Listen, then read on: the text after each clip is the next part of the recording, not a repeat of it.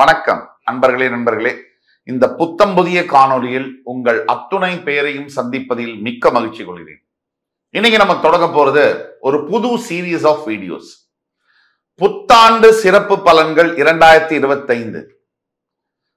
இந்த நிகழ்ச்சியை பார்த்து கொண்டிருக்கக்கூடிய அனைத்து நேயர் பெருமக்களுக்கும் புத்தாண்டு சிறப்பு பலன்கள் வழியாக 12 ராசிகளுக்கான புத்தாண்டு பலன்கள், ஒவ்வொரு ராசிக்கும் தெள்ள தெளிவாக வருகின்ற ஆங்கில புத்தாண்டு 2025 எப்படி இருக்க போகுது, அதை பத்தி தான் இந்த வீடியோ சீரியஸ்ல பார்க்க போறோம். 12 ராசிகளுக்கும் பிரத்யேகமான வீடியோஸ், தனித்தனியாக சாதக பாதகங்கள் என்ன, தீர்வுகள் என்ன, இப்படிப்பட்ட வரிசையில நீங்க பார்க்க போறீங்க. இந்த வருகின்ற ஆங்கில புத்தாண்டுல 3 முக்கிய நிகழ்வுகள் இருக்கு. அதுல முதலாவதாக வரக்கூடியது சனி பயிற்சி, இரண்டாவதாக வரக்கூடியது குரு பயிற்சி, மூன்றாவதாக வரக்கூடியது ராகு கேது பயிற்சி. இப்படி 3 பயிற்சிகளும் ஒரே ஆண்டில் வருவது ஒரு அபூர்வ நிகழ்வாகும். சனி 2.5 வருஷத்துக்கு ஒரு தடவை பயிரும் பொழுது குரு கண்டிப்பா ஒவ்வொரு ஆண்டுக்கும் பெயருவார். ஆனா ராகு கேது 1.5 ஆண்டுகளுக்கு ஒரு தான் பெயர்வாங்க. சோ ராகு கேதுவும் குருவும் சனியும் சேர்ந்து பெயர்வது இந்த ஆண்டின் சிறப்பு அம்சமாகும். இப்படி ஜாம் பேக்கடா கிரக நிகழ்வுகள், மாற்றங்கள் இருக்கக்கூடிய இந்த ஆண்டுல உங்களுடைய வாழ்க்கை எந்த திசையை நோக்கி பயணிக்க போகிறது, மிகுந்த கஷ்டங்கள் துயரங்கள் அனுபவிச்சுக் கொண்டிருக்கக்கூடிய சில ராசி பெருமக்களும், ஓரடியா ஓரளவுக்கு பரவாயில்ல நிமிர்ந்து நிற்கக்கூடிய சில ராசி பெருமக்களுக்கும், சூப்பரா போயிட்டு இருக்கு அப்படின்னு சொல்லக்கூடிய ராசி பெருமக்களுக்கும் எந்த மாதிரியான திருப்பங்கள் காத்து கொண்டிருக்கிறது, எல்லாம் நல்லதே நடக்கும், இறைவன் முருகப்பெருமானின் அருளால் அத்தனையும் நல்லதே நடக்கும் என்ற நம்பிக்கையுடன் அத்துணை ராசிக்காரர்களுக்கும் என்ன எதிர்பார்க்கலாம் அப்படிங்கிறத பத்தி பேச போறோம். பொதுவாக சனி பயிற்சி அப்படின்னாலே நம்ம ஆன்டிசிபேட் பண்ண வேண்டியது, 7.5 சனி வந்தாலோ அஷ்டம சனி வந்தாலோ கட்டாயமாக சில சங்கடங்களை நம்ம எதிர்பார்க்கத்தான் வேணும். பொதுவாக குரு பயிற்சி என்பது வரும்பொழுது பெரும்பாலாக, அதாவது குரு பயிற்சின்னு வந்தாலே 75 முதல் 80% வரை நல்ல பலன்களை எதிர்பார்க்கலாம். ராகு கேது பயிற்சி உங்களுடைய ராசியும் உங்களுடைய சுய ஜாதகத்தின் வழியாகவும் அதோடைய பலாபலன்கள் மாறுபடும். ஆக இந்த வீடியோ இன்ட்ரடக்ஷன் வீடியோவாக எடுத்துக்கலாம்.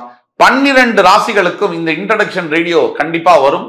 நீங்க இந்த சீரியஸை உங்களுடைய மேலான ஆதரவுடன் பார்த்து உங்கள் வாழ்க்கைக்கு ஒவ்வொரு ராசியினருக்கும், நீங்க அந்த ராசியா இருந்தாலோ இல்ல உங்க சம்பந்தப்பட்ட ஃப்ரெண்ட்ஸ், ஃபேமிலிஸ் அண்ட் ரிலேட்டிவ்ஸ் அந்த ராசிக்காரர்ல இருந்தாலோ அவர்களுக்கு இந்த வீடியோவை ஃபார்வர்ட் செய்து, இந்த வீடியோ உண்மையா பிடிச்சிருந்ததுன்னா லைக் பண்ணி கமெண்ட் பண்ணி சப்ஸ்கிரைப் பண்ணுங்க. எல்லாத்துக்கும் மேல ஹெல்தியான கமெண்ட்ஸை பதிவிடுங்க. உங்களுக்காக காத்து கொண்டிருக்கிறோம் இன்னும் சிறப்பான படைப்புகளுடன் புத்தாண்டு சிறப்பு பலன்கள் 2025. வாங்க வீடியோக்குள்ள போலாம். புத்தாண்டு சிறப்பு பலன்கள் 2025 வரிசையில இன்னைக்கு நம்ம பேச போறது மேஷராசி. மேஷராசி இதுல 3 பயிற்சிகள் நம்ம இந்த ஆண்டுல எதிர்பார்க்கலாம். ஒன்னு சனி பயிற்சி, குரு பயிற்சி, ராகு கேது பயிற்சி. இதுல ஒவ்வொரு பயிற்சிகளுக்கும் இந்த வீடியோ எப்படி தொகுத்து வழங்கணும்னா, இந்த பயிற்சிகள்லாம் நம்ம எதை எதிர்பார்க்கணும், எதை எதிர்பார்க்கலாம், என்ன தீர்வுகள், சாதக பாதகமான பலன்கள் என்ன, என்ன தீர்வுகள் அப்படிங்கிறத பத்தி பேசுவோம். இப்படிதான் எல்லா வீடியோஸ்லையும் கொண்டு போகிறோம். மேஷராசி, பொதுவாக மேஷராசி என்பவர்களுக்கு தற்சமயம் இந்த புத்தாண்டு பிறக்கும் போதே சரியாக மார்ச் 29, 2025 கும்பராசியில் தற்சமயம் சஞ்சரித்து வந்த சனி பகவான் மீன ராசிக்கு பெயரும் பொழுது மேஷராசிக்கு 7.5 சனி தொடங்கும். சரியாக மார்ச் 29, மார்ச் 29, 2025 இருந்து மேஷராசிக்கு 7.5 சனி தொடங்கும். இப்படி 7.5 சனி தொடங்கும் போது எதை எதிர்பார்க்கலாம்?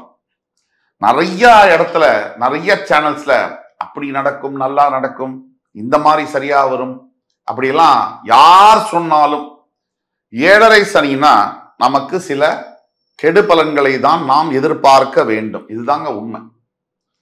சும்மா பேச்சுக்கு பொய் சொல்லி அது நடக்கும், இது நடக்கும், நான் பாசிட்டிவா பேசுறேன். பாசிட்டிவா பேசுறது நல்லதுதான். ஆனா அர்த்தம் இல்லாம பேசுறது நேரத்தை வீணடிப்பதாகும். ஆக மேஷ ராசிக்கு 7.5 சனினா பிரச்சனைகள் வரதான் செய்யும். தற்சமயம் வரை லாபஸ்தானத்தில் கும்பராசியில் சஞ்சரித்து வந்த சனி பகவான் 12ஆம் வீடு என்று சொல்லக்கூடிய மீனராசிக்கு வரும்போது முதல்ல ஏழரை சனினா என்ன, சனி பகவான்னா என்னன்னு நம்ம புரிஞ்சுக்கணும். அதுக்கப்புறம் தான் அதோடைய சாதக பாதக பலன்களுக்குள்ள போகணும். முதல்ல ஏழரை சனினா என்னன்னா, சந்திரன் எந்த ராசியில இருக்கோ அதுதான் நம்ம ராசி. சந்திரன் யாரு அப்படின்னா நம்மளோட மனசு, மைண்டு. ஒருவருடைய அளவற்ற கல்வி, பதவி, பணம், இல்ல வாழ்க்கையில எந்த ஒரு உறவு, விஷயம், குரோத்து, சங்கடம், நல்லது கெட்டது எதுவுமே மனம்தான் தீர்மானிக்கும். இப்போ ஒரு விஷயம் நடக்குது, அது எனக்கு கெடுதலா நல்லதா அப்படிங்கிறது எது தீர்மானிக்கும்? என்னுடைய மனம் தீர்மானிக்கும். அந்த மனதை சனி பகவான் பிடிப்பதுதான் ஏழரை சனி. சந்திரன் இருக்கிற வீட்டுக்கு முன்னாடி வீட்டுக்கோ இல்ல சந்திரன் இருக்கிற வீட்டுக்கோ இல்ல அடுத்த வீட்டுக்கு சனி பகவான் இருக்கிற வரைக்கும் ஏழரை சனின்னு சொல்றோம். இப்ப மேஷராசிக்கு விரய சனியா தொடங்குறார். மேஷராசியுடைய அதிபதி செவ்வாய். இங்க அஸ்வினி, பரணி, கிருத்திகை 3 நட்சத்திரங்கள் வருது. இந்த செவ்வாய்க்கும் சனிக்கும் அடிப்படையிலேயே ஒத்துமை என்பது இல்லை, பகை கிரகங்கள். அப்போ செவ்வாயுடைய தாக்கம் சனி மோதும் போது சனியுடைய தாக்கம் அதிகமாக மேஷராசிக்காரர்களுக்கு இருக்கத்தான் இருக்கும். அதை எதிர்பார்க்கத்தான் வேண்டும். இல்லைன்னு பொய் சொல்லலாம் முடியாது, நம்மளே நம்ம ஏமாத்திக்க முடியாது. அப்ப மேஷராசிக்கு பொதுவாக இந்த ஏழரை சனி என்னால என்ன நடக்கும்னா, சில சங்கடங்கள், கணவன் மனைவி உறவு, அதுல பிரச்சனைகள் வரலாம். இந்த மாதிரி பல பிரச்சனைகள் வரும். என்னென்ன பிரச்சனைகள் வரலாம், அதை எப்படி கையாளுவது என்பதை பத்தி நம்ம பேசுவோம். ஒண்ணு மட்டும் உறுதி, சனி பகவான் கொடுக்கக்கூடிய எல்லா விஷயமுமே அடி அல்ல, அனுபவமே. இந்த மந்திரத்தை மட்டும் நீங்க மனசுல வச்சுக்கணும். 2வது பாயிண்ட், சனி பகவான் ஒருத்தருக்கு சில பிரச்சனைகளை கொடுத்து சில நல்லதையும் கண்டிப்பாக செய்வார். அது எந்த ராசிக்காக இருந்தாலும் பரவாயில்ல. அப்படி அவர் கொடுக்கிற ₹1 கொடுத்தா கூட நாம் இந்த பூமியை விட்டு மறைகிற வரைக்கும் சனி பகவான் நமக்கு கொடுத்த யோகங்கள், செல்வங்கள் எதுவும் நம்மளை விட்டு பிரியவே பிரியாது. இதுதான் அவர்கிட்ட இருக்கக்கூடிய ஒரு ஸ்பெஷாலிட்டி. சுக்கிரன், குரு மூலியமா வரக்கூடிய யோகங்கள்லாம் வரலாம், பிரியலாம், இருக்கலாம், போகலாம். ஆனா சனி கொடுக்கக்கூடிய அத்துணை விஷயங்களும் நம்முடனேயே இருக்கும், தங்கும் கடைசி வரைக்கும். இது ஒண்ணு. இந்த ஆண்டு, அதாவது இங்கிலீஷ் நியூ இயர், ஆங்கில புத்தாண்டு 2025 தொடங்கும் போதே மற்ற கிரகங்கள்லாம் நம்ம பார்க்கும்போது செவ்வாய் நீச்சம் பெற்று இந்த ஆண்டு தொடங்குது. இந்த சனி பயிற்சி ஒரு பக்கம், குரு பயிற்சி ஒரு பக்கம். அதாவது உங்க மேஷராசிக்கு 2ஆம் இடத்துல இருக்கக்கூடிய குரு பகவான் 3 என்று சொல்லக்கூடிய மிதுனத்துக்கு வரப்போகிறார். உபஜயஸ்தானத்துக்கு பாக்யாதிபதி வரும் பொழுது, அதாவது 9ஆம் இடம் பாக்யஸ்தானம், கை கேட்டது வாய் கேட்டணும். அந்த இடத்துக்கு அதிபதி 3. உங்க முயற்சிகள் உங்களுடைய தைரிய ஸ்தானத்திற்கு வரும் பொழுது நீங்க தைரியமாக இந்த ஆண்டு செயல்படுவீங்க. நீங்க எடுத்த முயற்சிகளுக்கு வெற்றி கிடைக்கும் அந்த குரு பயிற்சியினால. சனி பயிற்சியை பத்தி நம்ம நிறைய பேச வேண்டியதற்கு பேசுவோம். ராகு கேது பயிற்சி, தற்சமயம் மீனராசியில் இருக்கக்கூடிய ராகு பகவான் ரிவர்ஸ் எடுத்து கும்பத்துக்கு வருவார். தற்சமயம் கேது கன்னிராசியில் இருக்கக்கூடியவர் ரிவர்ஸ் எடுத்து சிம்மத்துக்கு வருவார். இப்போ சிம்மம் உங்களுக்கு 5ஆம் இடம், 5ஆம் இடத்துல கேது வரும்போது குழந்தைகள் மூலியமாக பிரச்சனைகள் வரும். குழந்தைகளுடைய ஹெல்த்ல பிரச்சனைகள் வரலாம். உங்களுக்கு சில பெரிய முயற்சிகள் சில தடங்கல்களோட வரலாம். இதை பத்தி நம்ம பேசுவோம். உங்களுடைய 11ஆம் இடத்துக்கு 12ஆம் இடத்துல இருக்கக்கூடிய ராகு 11ஆம் வீட்டுக்கு வரும்போது மிகப்பெரிய லாபங்களை ராகு பகவான் உங்களுக்கு ஈட்டி தருவார். உழைப்புக்கு மீதிய ஊதியம், வெளிநாட்டு சம்பந்தப்பட்ட தொடர்பு, பல்கா இன்கம், லம்சம் அமௌண்ட் ரிசீவ் பண்றது, சில பாலிசிஸ்லாம் நீங்க கட்டிட்டு இருக்கீங்க அப்படின்னா அந்த பாலிசிஸ்லாம் மெச்சூர் ஆகி இன்வெஸ்ட்மெண்ட்லாம் மெச்சூர் அடைகிறது, அந்த மாதிரி பல்க் அமௌண்ட், பூர்வீக சொத்து வர்றது, இந்த மாதிரி சாதகமா உங்களுக்கு வரதெல்லாம் நடக்கும். ஆக குரு பயிற்சியும் ராகு கேது பயிற்சியும் உங்களுக்கு சாதகமாகவும் சனி பயிற்சி உங்களுக்கு பாதகமாகவும் இருக்கு அப்படிங்கிறது தான் உண்மை.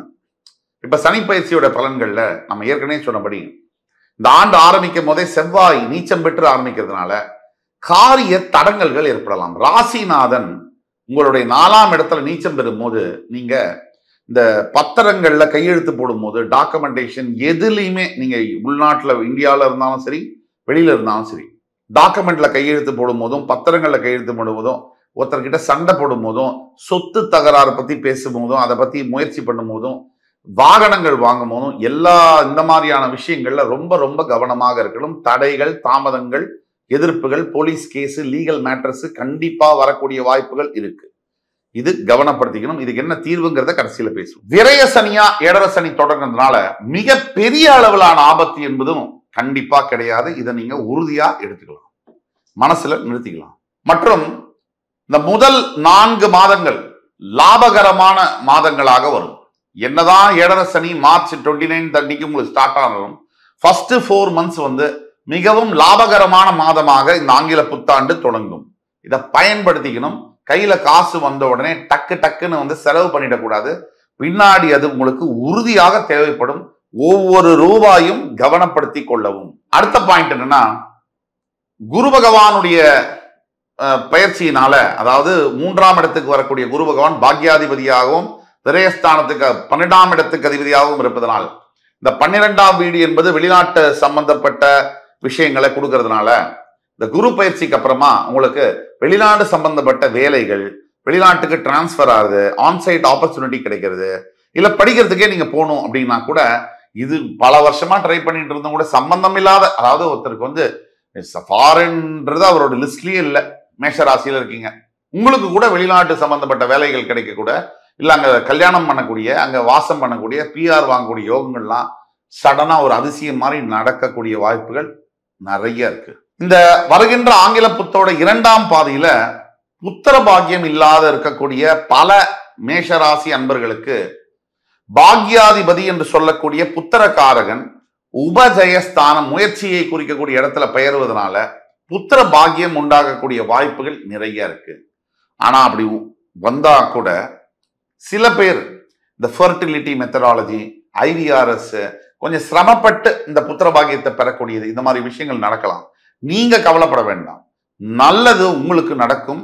ரொம்ப வெகு சிலருக்கு சுய ஜாதகத்தின் அடிப்படையில் பலாபலன்கள் மாறும். நான் ஏற்கனவே சொன்னபடி நாம இப்ப பேசக்கூடிய அத்துணையும் ராசியுடைய பொது பலன்கள். உங்களுக்கு உங்களுடைய சுய ஜாதகத்துடைய பலன்கள் தெரியணும்னா கீழே கொடுக்கப்பட்டுள்ள வாட்ஸ்அப் நம்பர்ல எங்களை தொடர்பு கொண்டு கேட்கும் போது உங்களுக்கான சுய பலன்கள் துல்லியமாக உங்களுடைய எதிர்கால வாழ்க்கையை பற்றி சொல்லி தரப்படும். அடுத்த பாயிண்ட், சொந்தமா இப்போ மேஷராசியில இருக்கீங்க, வேலை செஞ்சுட்டு இருக்கேன் சார், எதுவுமே சரியா வரல சார், கடுமையா வேலை செய்யறேன், எனக்கு ஒரு என்னுடைய வேலைக்கான, என்னுடைய திறமைக்கான அங்கீகாரம் எனக்கு கிடைக்கல, பல ஆண்டுகளா வேலை செய்யறேன், என்னை விட தகுதியும் திறமையும் கம்மியா இருக்கக்கூடியவங்க என் பக்கத்திலேயே இருக்காங்க, மேல போறாங்க, ப்ரமோஷன் ஆகி மேல மேல போறாங்க, ஆனா எனக்கு எந்த ஒரு மதிப்போ அங்கீகாரமோ என்னுடைய கம்பெனியில வேலை செய்யக்கூடிய இடத்துல எனக்கு கிடைக்கல, நான் ஏதாவது தொழில் தொடங்கலாமா அப்படிங்கிறவங்களுக்கு கீழே கொடுக்கல வாட்ஸ்அப் நம்பர்ல உங்க ஜாதகத்தை எங்களுக்கு அனுப்பிச்சிங்கன்னா ஆன்லைன் அப்பாயின்மெண்ட் தருவோம். சொந்த தொழில், ஏன்னா சொந்த தொழில் தொடங்குவதற்கான முக்கிய ஆண்டாக இந்த ஆங்கில புத்தாண்டு மேஷராசி என்பவர்களுக்கு வருகிறது. எந்த சொந்த தொழில் தொடங்குவதற்கும் உகந்த ஒரு ஆண்டாக வருகிறது.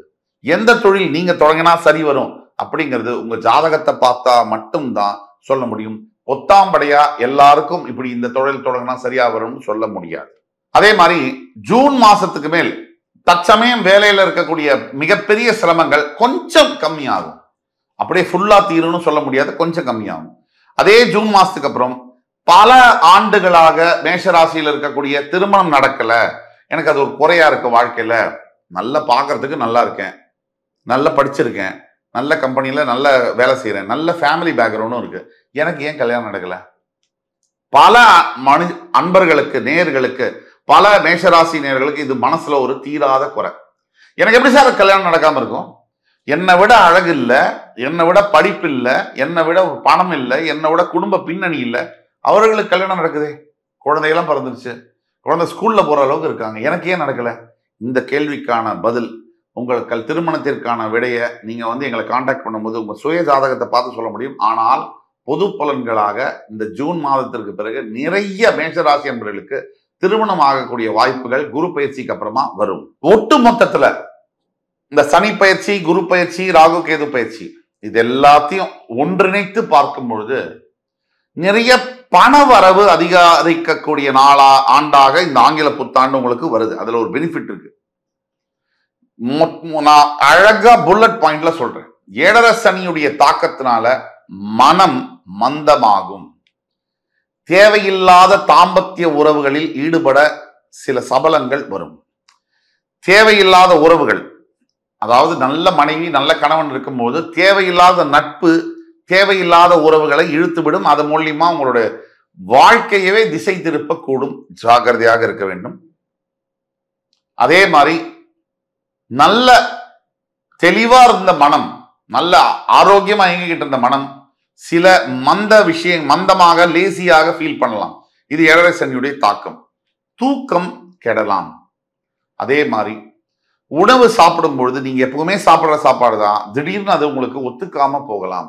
இதெல்லாம் இருக்கு. எல்லாத்தோட ரொம்ப இம்பார்ட்டன்ட் என்னன்னா, இந்த இயரோட 2ஆம் பகுதியில ஒரு ஆகஸ்டுக்கு மேல மிகப்பெரிய வெற்றிகளை உங்களுக்காக காத்துக்கிட்டு இருக்கு. ஆனால் இந்த வெற்றியை நீங்க பெறணும்னா உங்க தனிப்பட்ட சுய ஜாதகம் அதுக்கு ஒத்து வரணும். அது ஒத்து வருதா இல்லையாங்கிறத நீங்க எங்களை கான்டாக்ட் பண்ணீங்கன்னா உங்க கன்சல்டேஷன் மூலியமா சொல்ல முடியும். நம்பர் 1. சோ இந்த சனி பயிற்சி, குரு பயிற்சி, ராகு கேது பயிற்சி, புத்தாண்டு ஃபுல்லா என்னென்ன நல்லது இருக்கு, எது கெட்டது இருக்குன்றத பத்தி பார்த்தோம். தீர்வுகள் அப்படிங்கிற அடிப்படையில சத்தியமாக கட்டாயமாக அனைத்து மேஷராசி அன்பர்களும் சனீஸ்வர பகவானுடைய திருக்கோவில் என்று சொல்லக்கூடிய காரைக்காலில் இருக்கக்கூடிய திருநள்ளாறுல நல தீர்த்தத்துல குளிச்சு தர்பாரண்யேஸ்வரரை தரிசனம் செய்து சனீஸ்வர காயத்ரி மந்திரம் ஓம் காகத்வஜாய வித்மஹி கட்கஹஸ்தாய தீமஹி தன்னோ மந்த பிரஜோதயாத், இந்த மந்திரத்தை குறைந்தபட்சம் டெய்லி குளிச்சுட்டு சுவாமிக்கு உங்க வீட்டுல விளக்கேற்றிட்டு 21 முறையாவது சொல்ல வேண்டும். 2, சனி ஈஸ்வரனுக்கு பிடிச்சது தானங்களும் தர்மங்களும். இதனால தான் அவர் தர்ம காரகன்னு சொல்றாங்க. 2.5 வருஷம் ஒரு வீட்டுல இருந்து இன்னொரு வீட்டுக்கு போறதுக்கு எடுத்துக்கிறாரு. அதனாலதான் சனி பயிற்சியானது ரொம்ப விசேஷமானது. ஆண்டாண்டுக்கு வர குரு பயிற்சியே விசேஷம்னா சனி பயிற்சி எவ்வளவு உலகம் ஃபுல்லா பார்க்கப்படுது. கோடிக்கணக்கான பேர் லட்சக்கணக்கான பேர் அன்னைக்கு ஒரு நாள்ல மட்டும் காரைக்கால்ல குவிகிறாங்க. ஆக நீங்க ரொம்ப ஜாக்கிரதையா இருக்கணும். திருக்கணிதப்படி சனி பயிற்சி மேஷராசிக்கு ஆரம்பிக்க போற காரணகட்டத்தினால நீங்க ஜாக்கிரதையா இருக்கணும். 2வது தான தர்மங்கள் அப்படின்னு சொன்னா, நீங்க அந்த கோவிலுக்கு போயிட்டு வெளியில வரும்போது உங்களால முடிஞ்ச ஆடை, அதாவது கரு நீல வஸ்திரத்தை தானம் செய்யும். வேஷ்டி, துண்டு, புடவை ஏதாவது தானம் பண்ணலாம். ஒரு 50 பேருக்காவது ஒரு எள்ளு சாதம் இந்த மாதிரி தானம் பண்ணலாம். 3வதாக உங்கள் அருகாமையில் இருக்கக்கூடிய ஏழை எளியோர்களுக்கு உணவளிப்பது, உடைகள் அளிப்பது, இதுதான் உங்களை காப்பாற்றும். தர்மம் தலை காக்கும். இது எல்லாத்தோட முக்கியமானது, ஒவ்வொரு ஞாயிற்றுக்கிழமை தோறும் சிவ ஆலயங்களுக்கு சென்று நல்லெண்ணெய் தீபமேற்றி நவகிரகத்தை வழிபட்டு சனீஸ்வரனுக்கு அர்ச்சனை செய்வது ரொம்ப நல்ல பலனை தரும். கால பைரவர்களுக்கு உணவு மற்றும் நீர் அளிப்பது மிக மிக சிறந்த பலனை தரும். மொத்தம் இந்த ஏழரை சனியினால வரக்கூடிய பிரச்சனைகளை அது நீக்கிற அளவுக்கு அதுக்கு சக்தி உண்டு பரிகாரங்களுக்கு அப்படின்னு சொல்லி என் உயிரினும் மேலான மேஷராசி பெருமக்களே, உங்களிடமிருந்து விடைபெறுகிறேன். உங்களை மறுபடி சந்திக்கும் வரை உங்களிடமிருந்து விடைபெறுவது உங்கள் சுபாஷ் பாலகிருஷ்ணன். நன்றி, வணக்கம், வாழ்க வளமுடன்.